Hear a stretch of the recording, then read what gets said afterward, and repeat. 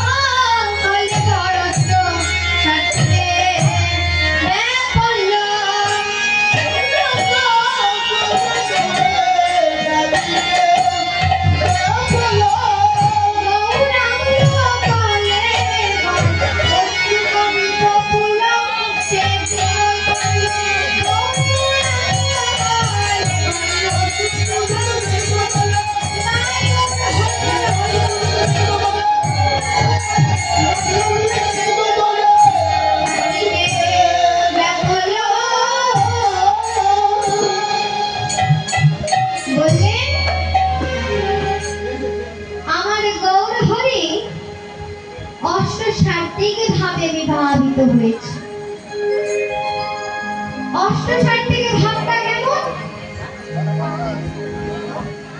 অশ্রু, কম্প, পুলক, তনু, শ্বেত, বৈবর্ণ, হস্ত, রোমঞ্চ, এইভাবে অষ্টসাত্ত্বিক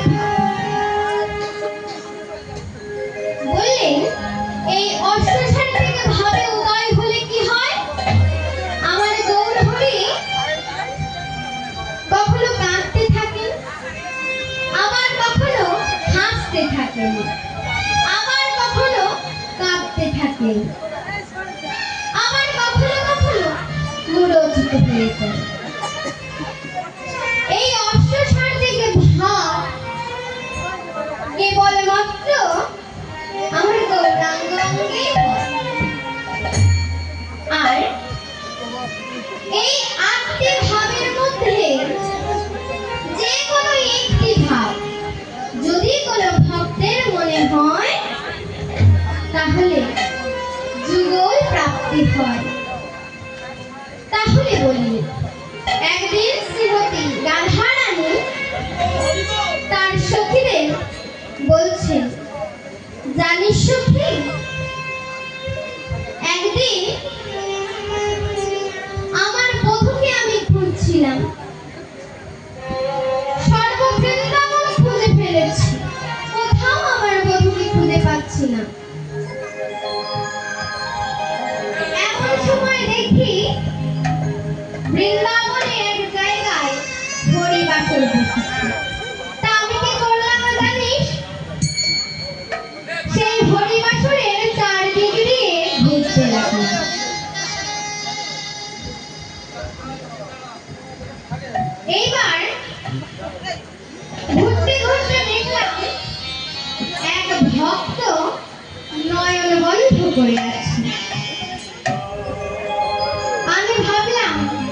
কি ঘুমাচ্ছি? এই বলে আমি সেই ভক্তের কাছে গেলাম। গিয়ে দেখলাম সেই ভক্ত নয়ন বন্ধ করে আছে কিন্তু তার নয়ন দিয়ে জল পড়ছে। আমি মনে মনে ভাবলাম, ও কি আমার বধূর কথা শুনে কাঁদছে, নাকি নিজের কষ্টের কথা ভেবে কাঁদছে? এই ভেবে আমি কি করলাম জানিস সখী? সূক্ষ্মভাবে সেই ভক্তের হৃদয় মাঝে প্রবেশ করলাম। গিয়ে কি দেখলাম জানিস সখী? আমার বধূ ত্রিভঙ্গভাবে সেই ভক্তের হৃদয় মাঝে দাঁড়িয়ে আছে। তখন আমি কি করলাম জানিস ললিতা?